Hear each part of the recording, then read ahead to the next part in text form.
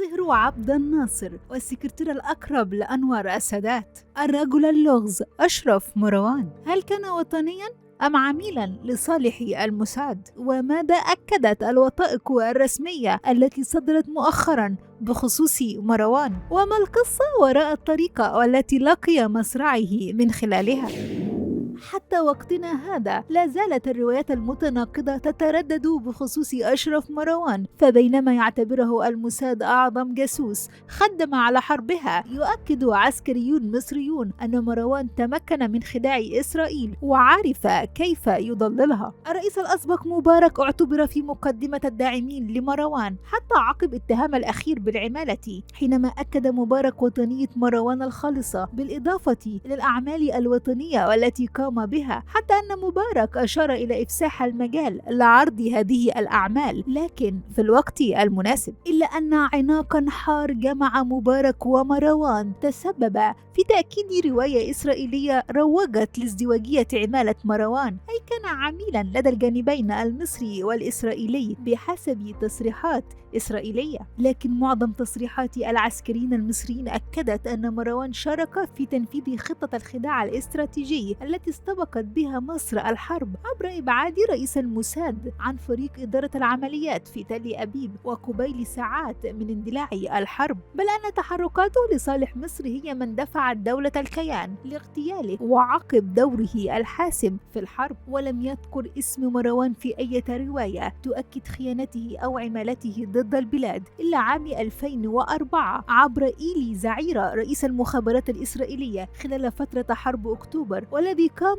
بنشر كتاب الأسطورة مقابل الحقيقة حرب يوم كيبورد الإخفاقات والدروس، وذكر بنفس الكتاب أن مروان كان عميلا لدى إسرائيل وأبلغها بموعد الحرب، وهو ما روج له الباحث الإسرائيلي أهرون برجمان. الطفرة الحقيقية تجاه مروان والاتهامات الموجهة له جاءت بحلول عام 2023 حينما نشرت صحيفة يدعت أحرنوت الإسرائيلية وثائق وصفتها بأنها تاريخية تكشف لأول مرة صورتين تدعي إنهما لأشرف مروان خلال لقاء له مع الضابط المسؤول عنه في الموساد واسمه دوبي. أيضا بنفس العام نشر الموساد كتابا يتطرق جزئيا لحرب أكتوبر تحت عنوان ذات يوم حين يكون البوح مسموحا، أعدته إحدى الباحثات في قسم التاريخ في الموساد، ويضم الكتاب وثيقتين، الأولى في 5 أكتوبر 1973 أي عشية الحرب، وتوثق طلب مروان مقابلة رئيس الموساد. وجاء في هذه الوثيقة: اتصل مروان في الساعة 9:30 مساء اليوم الخميس في 4 أكتوبر هاتفيا، وقال إنه سيصل غدا الجمعة مساء 5 أكتوبر لعقد لقاء سيقدم خلاله معلومات ذات أهمية كبيرة، وسأل عما إذا كان من الممكن أن يشارك رئيس الموساد في اللقاء لأهمية الموضوع. ويقدم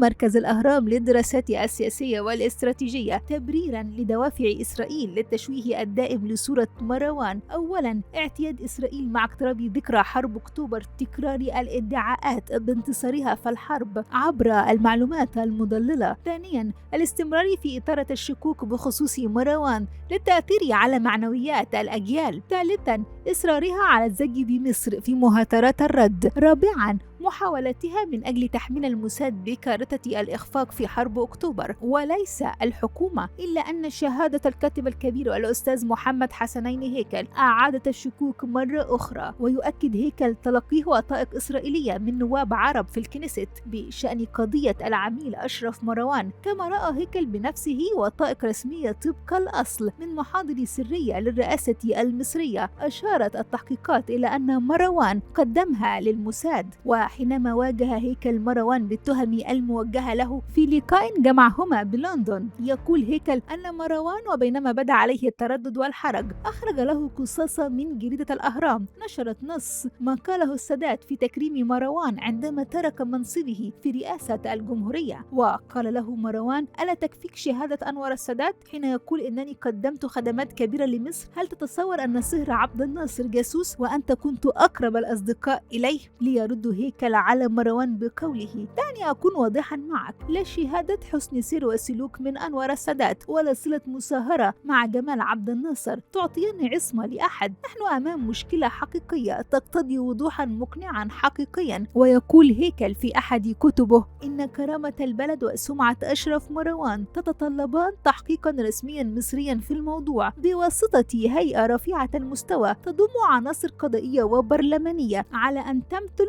فيها المخابرات العسكرية والمخابرات العامة. وظني إنه من دون ذلك لا تستقيم الأمور. ولعل الكيفية التي رحل بها أشرف مروان ضاعفت من الشكوك حول علاقته بدولة الكيان، بل من ضبابية المشهد، خصوصا حينما أعلنت محكمة التحقيق العلنية البريطانية عام 2010 بأن الوفاة غير معروفة الأسباب، وأن الأدلة التي قدمتها الشرطة وشهادات الشهود لا تدعم أي فرضية بشأن وفاته. ولم توجه التحقيقات اتهاما لأي جهة بالوقوف وراء مقتل مروان عام 2007 عندما سقط من شرفة منزله بالعاصمة البريطانية لندن ليفارق الحياة عن عمر 63 عاما، إلا أن زوجته منى جمال عبد الناصر اتهمت الموساد بقتل مروان. ليزيد الأمور غموضا، المشهد والتي برزت من خلاله جنازة مروان إذ اقتربت من الرسمية وتقدمها جمال مبارك وحضرها كبار رجال الدولة.